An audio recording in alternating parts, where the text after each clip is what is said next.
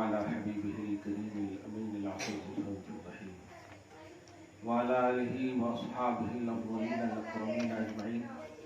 أما بعد فأعوذ بالله من الشيطان الرجيم. بسم الله الرحمن الرحيم.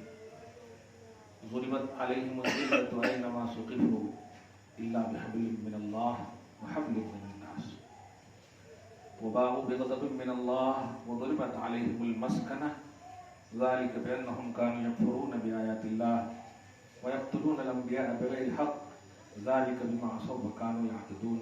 صدق اللہ العظیم. حصول برکت کے لیے دھیرے دھیرے درود شریف پڑھ لیجیے. اللہم صلی وسلم بارک علی سیدنا و شفیعنا و حبیبنا و مولانا محمد معدن الجود والکرم وآلہ الکرام وابنہ الکریم وآلہ واصحابہ وبارک وسلم. سورہ آل عمران سورہ نمبر 3 کی آیت نمبر 111 تک کا درس ہو چکا ہے. مہینہ بھی 11ویں شریف کا حاضر ہو چکا ہے. اللہ پاک آپ کو ہم سب کو اپنے محبوب بندوں کے صدق و طفیل میں صبح و شام زندگی میں رونقیں بہاریں رعنائیاں نصیب فرمائے. مشکلات سے ہمیشہ کے لیے نجات عطا فرمائے. آیت نمبر 112 اللہ سبحانہ فرماتا ہے جو لوگ یہودی یا عیسائی ہیں یعنی نبی کی اپوزیشن ہے اللہ پاک ان پر ذلت طاری فرما دیا ہے. ان پر ذلت طاری کی گئی کر دی گئی. اینما ثقفوا جہاں کہیں بھی وہ پناہ لیں جہاں کہیں بھی اس کے لیے کوئی بھی ایسی زمین یا سرزمین نہیں جہاں انہیں ذلت نہ ہو. تو اللہ نے نبی کی گستاخوں کو ان کی اطاعت نہ کرنے والوں کے لیے ذلت لکھ دی ہے ہمیشہ کے لیے. اب اگر انہیں کوئی چیز بچا سکتی ہے امن عطا کر سکتی ہے شانتی دے سکتی ہے سکون دے سکتی ہے کوئی چیز تو وہ ہے الا بحبل من اللہ وحبل من الناس. وہ اللہ کی رسی کو اور لوگوں کی رسی کو یہاں پر سمجھانا ہے. اللہ کی رسی کو اور لوگوں کی رسی یہ کیا ہے؟ اللہ کی رسی اور لوگوں کی رسی سے ہی انہیں امن ملے گا. اللہ کی رسی سے مراد قرآن اور صاحب قرآن ہے یعنی قرآن مجید ہے اور حضور پاک صلی اللہ علیہ وسلم ہے. اور لوگوں کی رسی سے مراد صحابہ کرام کی جماعت ہے. یعنی جس طرح صحابہ کرام نے محمد عربی صلی اللہ علیہ وسلم کی اطاعت کی ہے انہیں مانا ہے اور ان کی غلامی کو اپنا سرمایہ دو جہاں ہر جہاں بنایا ہے وہ اسی طرح اگر یہودی اور عیسائی بھی بنا لے پناہ لے لے واہ آج لے ان کی پناہ. دیکھیے آج لے ان کی پناہ اگر آج ان کی پناہ میں آ جاتے ہیں تو پھر اللہ پاک جو ہے ان سے ذلت کو اٹھا لے گا. جس کا صریح مفہوم یہی ہوا کہ ہماری ذلت و خواری کا سبب اتباع رسالت سے محرومی یا دوری ہے. بس فرق یہ ہے کہ ہمیں اتباع جب تک نہیں کریں گے تب تک ذلت ہے لیکن یہودی اور عیسائی کے لیے ہمیشہ کے لیے ذلت کرتی. مومن تو ہم ہیں لیکن شان ایمان ہمارے پاس نہیں ہے. ایمان والیاں تو ہیں ہماری لیکن ایمان کی شان نہیں ہے. نماز صرف پڑھ لینا وقت پر ایمان کی شان ہے. ایک دم بڑی توجہ سے آپ اور بڑے مطلب درد سے میں پوچھ رہا ہوں کیا ہماری بہنیں اور بیٹیاں 17 رکعت عشاء کی نماز پڑھتی ہیں؟ کسی مفتی نے یہ بتا دیا کہ وہ سب ضروری نہیں ہے. 4 رکعت فرض ضروری ہے 2 رکعت سنت ضروری ہے 3 رکعت واجب ضروری ہے 4 5 9 رکعت پڑھ لیے تو ہو جاتا ہے. آپ نماز ضروری کے لیے پڑھتے ہیں یا اللہ کی رضا کے لیے پڑھتے ہیں؟ اللہ کو راضی کرنے کے لیے پڑھتے ہیں ضروری کے لیے. ہمت ہے کہ آپ اللہ کو حساب دے سکیں؟ ہمت ہے کہ آپ اللہ کی بارگاہ میں حاضر ہو اور کہو کہ ہم نے ساری ضرورتیں جو تو نے رکھے تھے ہم نے کر دی ہیں؟ نہیں. یہ 17 رکعت کون پڑھیں گی؟ 4 رکعت سنت کون پڑھیں گی؟ کیا یوں ہی کتاب میں غیر مؤکدہ اگر لکھ دیا گیا ہے تو اس کی کوئی اہمیت نہیں؟ کیا واسطے اللہ کے نفل میں بھی ہم نہیں کہتے؟ فرض ہو یا واجب ہو ہر ایک میں ہم عربی میں کہتے ہیں للہ تعالی، اردو میں کہتے ہیں واسطے اللہ ہے.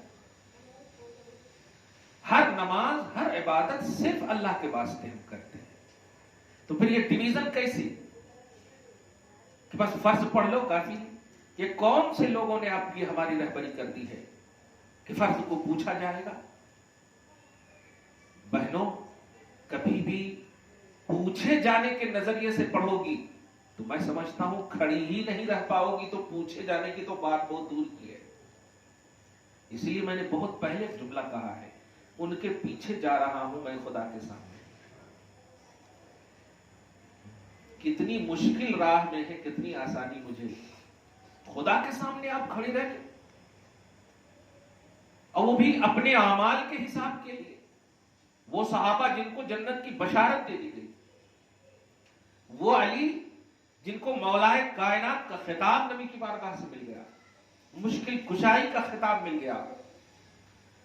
ایسے اگر ایک وقت کی نماز نبی کی موجودگی میں بھی اگر چھوٹ جا رہی ہے تو رونے اور آنسو کے انبار لگا دیتے. سیدنا ابو بکر صدیق رضی اللہ تعالیٰ عنہ سے روایت منقول ہے، یا اللہ مجھے بکری کا بچہ کر دے.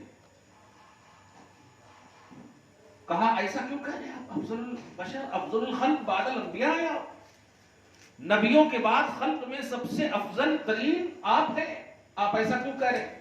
کہا کہ اسے کوئی کھا لے گا تو مجھے حساب نہیں دینا پڑے گا. ابا بکری کا بچہ بن جاؤں گا، کوئی نہ کوئی ذبح کر کے مجھے کھا لے گا تو میں حساب سے بچ جاؤں گا. کون کہہ رہے؟ ابو بکر صدیق رضی اللہ تعالیٰ. یار غار مصطفیٰ صلی اللہ علیہ وسلم رضی اللہ تعالیٰ عنہ، حضور کے سسر مبارک رضی اللہ تعالیٰ عنہ، ام المؤمنین کے والد، کتنا شرف ان کو حاصل ہے. رب سلام بھیجا، نبی احترام فرمائے، صدیق کا خطاب رب نازل کرے، مغفرت اور اجر کریم کی آیت نازل ہو.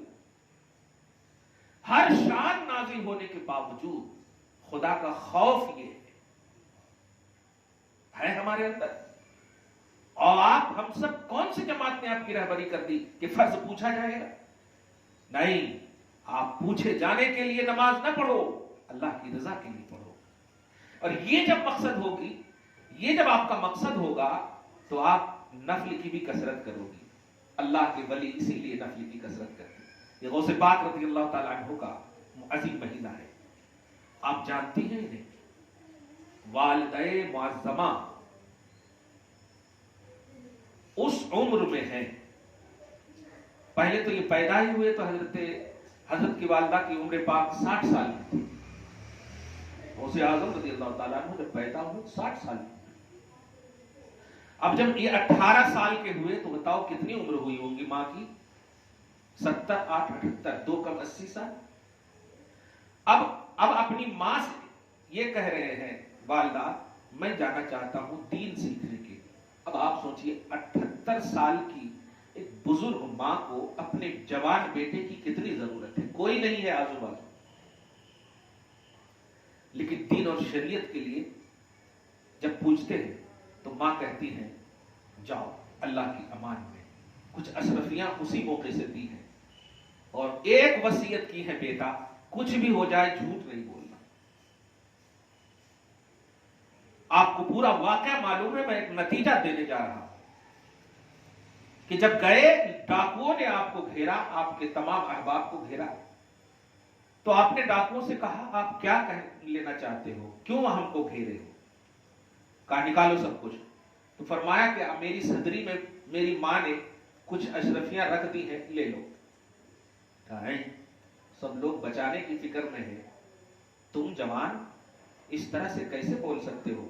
کیا بات ہے، تمہاری کچھ الگ ہی شان ہے. وہ جو ڈاکو کے سردار تھے وہ بولے سب بچانے میں ہے تم، اور وہ بھی ایسی جگہ چھپا کے رکھے ہو کہ میرا گمان بھی نہیں جا سکتا، تم کو تو ایسے ہی بولنا چاہیے دیکھ لو تلاشی لے لو وغیرہ وغیرہ.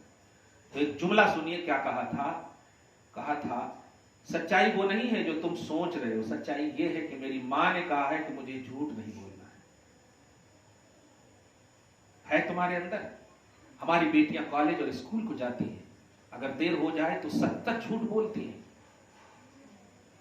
ہزاروں جھوٹ بولتی ہیں، کبھی شوہر سے، کبھی باپ سے، کبھی کس سے. کیا ہوگا انجام؟ سلطان الاولیاء ایسے ہی نہیں بن جاتے، ہر زاویے سے شریعت کی اطاعت کرنی پڑتی. ماں کے پیٹ میں ایسے ہی ولی نہیں بن جاتے، ہر زاویے میں جھاڑو دیتی تھی آپ کی والدہ تو قرآن پاک کی تلاوت کرتی تھی. اللہ نہیں ہے وہ، اللہ کی بندی ہے. یہ جذبہ کہاں سے آیا ہوا؟ ہماری قوم میں ہماری ماؤں کے پیٹوں سے آج غوث اعظم کیوں نہیں ہو رہے؟ خواجہ غریب نواز کیوں نہیں پیدا ہو رہے؟ یوسفین بابا کیوں نہیں پیدا ہو رہے؟ شرف الدین بابا کیوں نہیں پیدا ہو رہے؟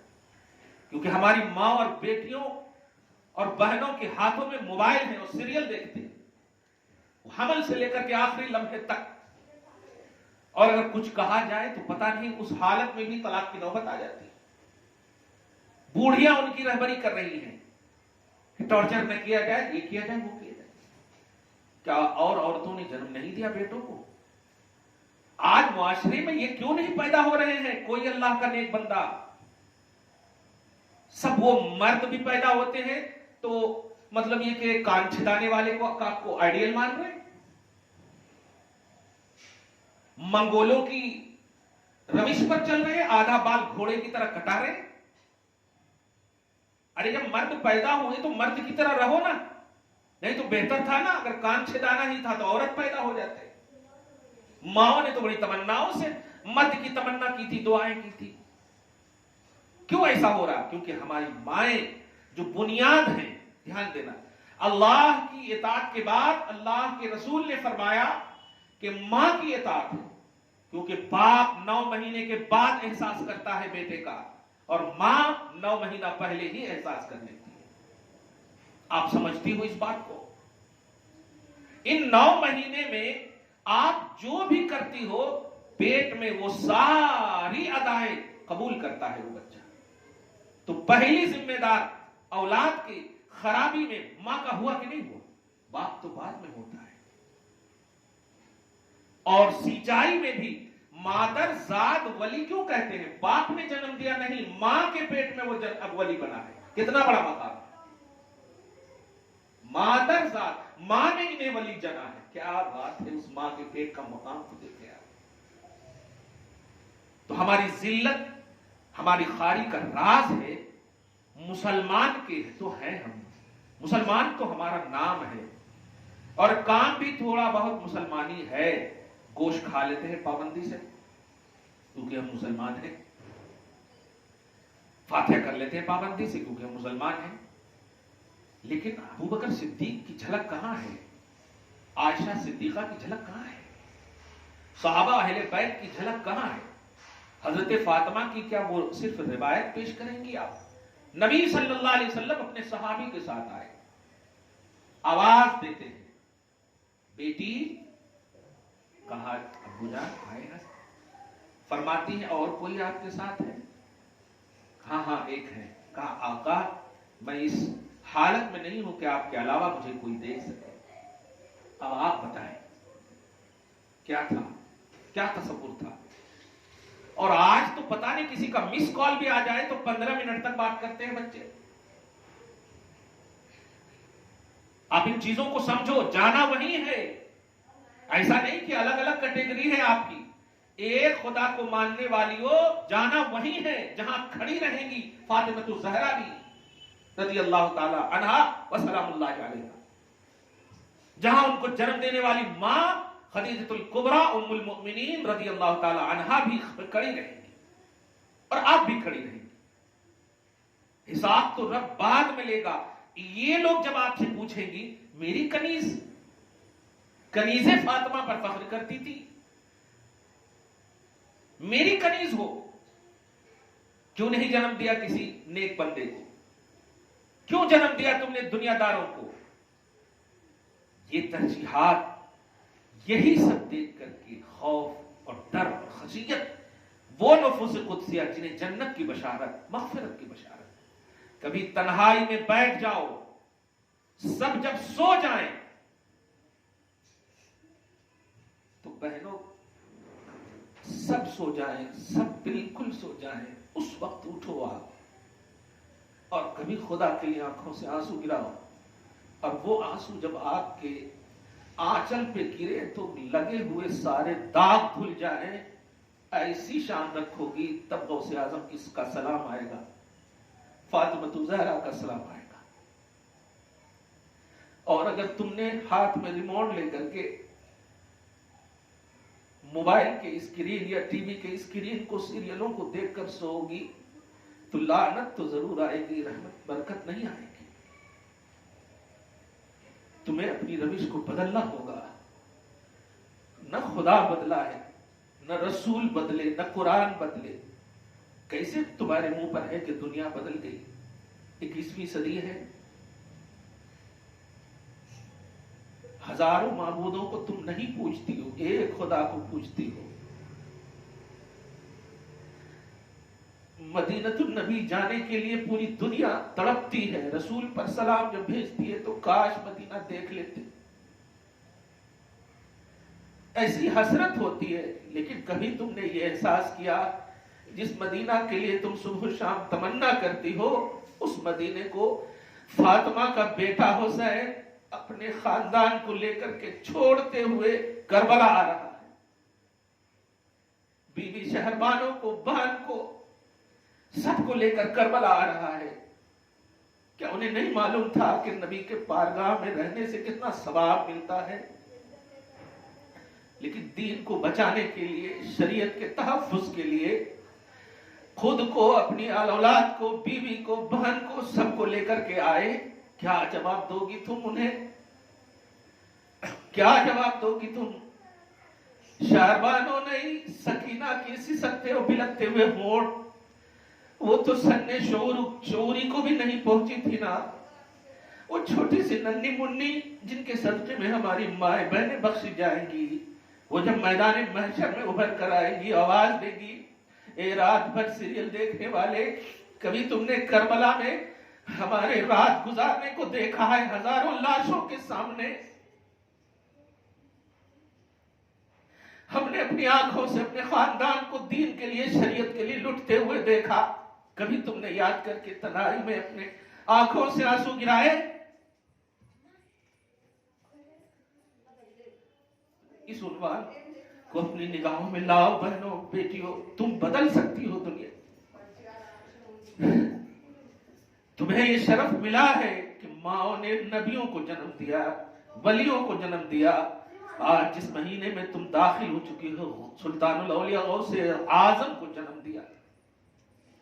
आज तुम्हारे पेट से कोई पंजवक्ता नमाजी नहीं बन रहा है। फर्ज पढ़ते हैं। मैं तो कॉलेज और स्कूल के बच्चों को भी देखता हूँ, आते हैं, फर्ज पढ़ते हैं, भाग जाते हैं। ना अदब है, ना अखलाक है, ना किरदार है। कामयाब जिसे खुदा कहे वो कामयाब है ना मां। तुम 100% नंबर ले आओ, लेकिन मुझे बताओ, सिर्फ एक सवाल का जवाब कब्र में वो सारा नंबर दे पाएगा जो तुमने बायोलॉजी, केमिस्ट्री और दुनियावी तालीम के लिए अपनी तमाम तर कुव्वतों को खर्च कर दिया है? एकाश बेटियां दीन के लिए थोड़ा सी वक्त निकालती, थोड़ा सी तन्हाई में जब सब सो जाएं, तो तुम तन्हाई में बैठकर अल्लाह की बारगाह में नवाफिल की कसरत करती। नींद जिस्म के लिए जरूरी है, लेकिन जगना रूह के लिए जरूरी है। रूहानियत उसी वक्त कारगर होगी जब तुम जागोगी, अल्लाह उसकी रसूल की रजा के लिए याद करोगी। असलाफ को, राबिया बसरिया को तुम कब याद करोगी?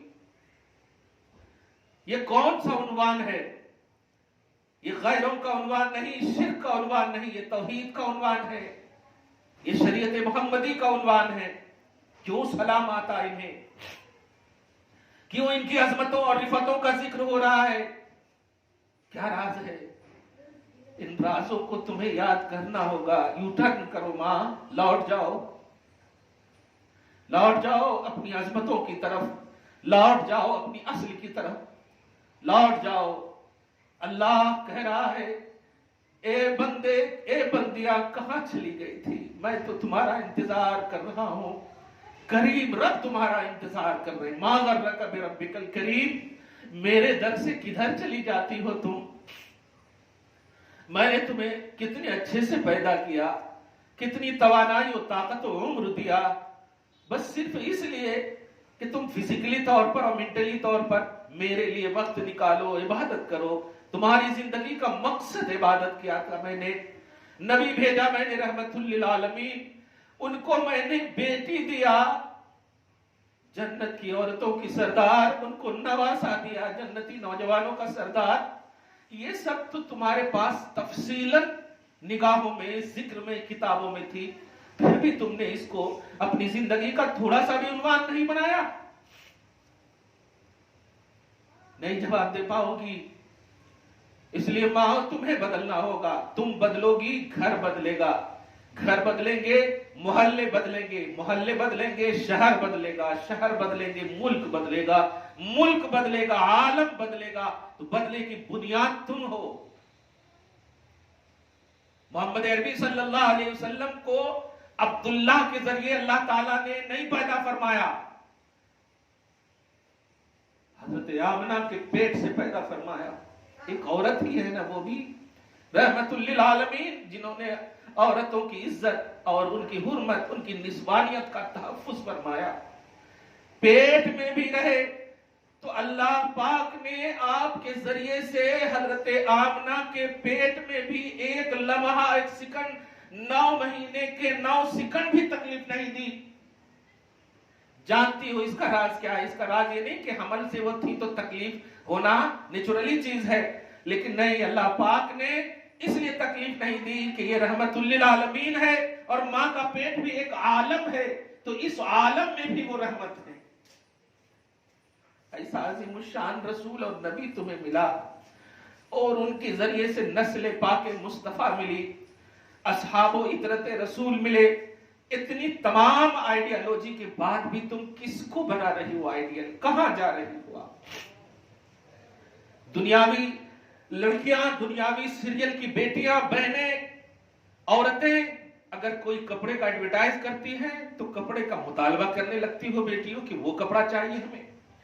کبھی تو تم تنہائی میں سوچو کہ فاطمہ الزہرا، آج جو ہم آثار و تبرکات، ان سے منسوبات، چیزوں کی زیارت کا عنوان رکھتے، سوچیں صرف ریلیٹڈ چیز، بال مبارک، ناخن مبارک، یہ سب چیزوں کے تبرکات سے ہم توسل کرتے ہیں اور فیض پاتے ہیں. اگر آپ پوری آئیڈیالوجی ان کی اپناؤ گی تو بتاؤ سراپا برکت بنو گی کہ نہیں؟ تو گھر تم سے چلے گا، برکتیں تم سے ہوں گی. ابھی مجھے تیسری بیٹی ہوئی، والد گرامی نے رہبری فرمایا اللہ پاک نے تمہیں جنتی بنا دیا. میں نے کہا میں جنتی اس لیے نہیں ہوں کہ مجھے 3 بیٹیاں ہیں، بلکہ جنتی اس لیے ہوں کہ آپ نے مجھے جنتی کہہ دیا ہے. میرے لیے تو دروازہ آپ ہیں جنت کے، اور آپ نے مجھے جنتی کہہ دیا. میں اپنے اعمال پر نہیں، اپنی محنتوں پر نہیں، اپنے بزرگوں کی عطاؤں پر ناز کرتا ہوں، ان کو اپنا آئیڈیل مانتا ہوں. اس بنیاد پر میں جنتی ہوں. بیٹیوں کا نصیبہ اچھا ہو، لیکن ان کے نصیبہ کے لیے ماؤں کو ایکٹیو رہنا ہوگا، والدین کو ایکٹیو رہنا ہوگا. یہ اگر نہیں چاہیں گے تو اولاد کبھی نہیں سدھر سکتی. بعد میں تمنا کرنا کہ نافرمان ہے، نافرمانی کیوں کر رہے ہیں، آرزو کرنا کہ فرما بردار ہو جائیں، یہ غلط ہے. بنیاد صحیح نہیں اگر ڈالو گی تو میں نے ہزاروں بار کہے ہیں کہ آپ اس سے پھر کاٹنے کی تمنا نہ کرنا. آج کی گفتگو میں ذلت اور خواری کا عنوان تھا کہ ذلت اور خواری، پسماندگی، معاش اور معیشت کی تنگیاں. سورہ طٰہٰ میں اللہ پاک نے صراحتاً فرما دی من اعرض عن ذکری فإن له معیشتا ضنکا ونحشرہ یوم القیامۃ اعمی. جو میری یاد سے غافل ہوں گے، جو مجھے یاد نہیں کریں گے. یاد کا مطلب کیا ہے؟ یہی ہے کہ وہ یاد جس سے آپ کا دل روشن ہو، منور ہو، 24 گھنٹہ اس کا اثر ہو.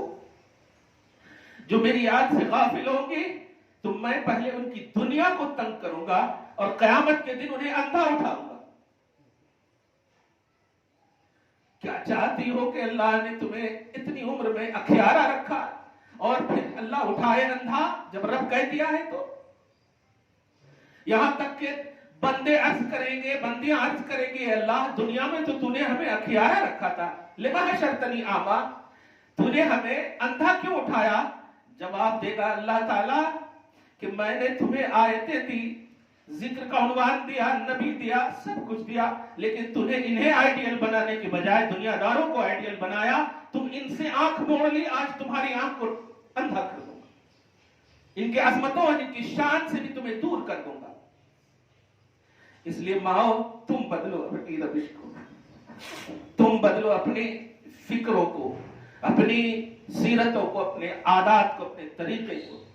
میں نے آج کی گفتگو میں ذلت و خواری کے حوالے سے جو ایک اہم بات کہی ہے، سب جب سو جائیں تو تنہائی میں تم کبھی، سب سو جائیں، مراد یہ ہے کہ کبھی تنہائی میں وضو کر کے مصلی پہ بیٹھو، عشاء کی نماز اگر پڑھ لیا ہے تو ایسے ہی 2 رکعت پڑھ کر کے رب کی بارگاہ میں صرف اس بنیاد پر رو کہ ابو بکر صدیق روئے، مولا کائنات روئے، ان حضرات جب روئی، فاطمہ الزہرا روئی، جبکہ ان حضرات کو اللہ کی جانب سے سلام، مغفرت، اجر کریم، کیوں ضرورت تھی انہیں؟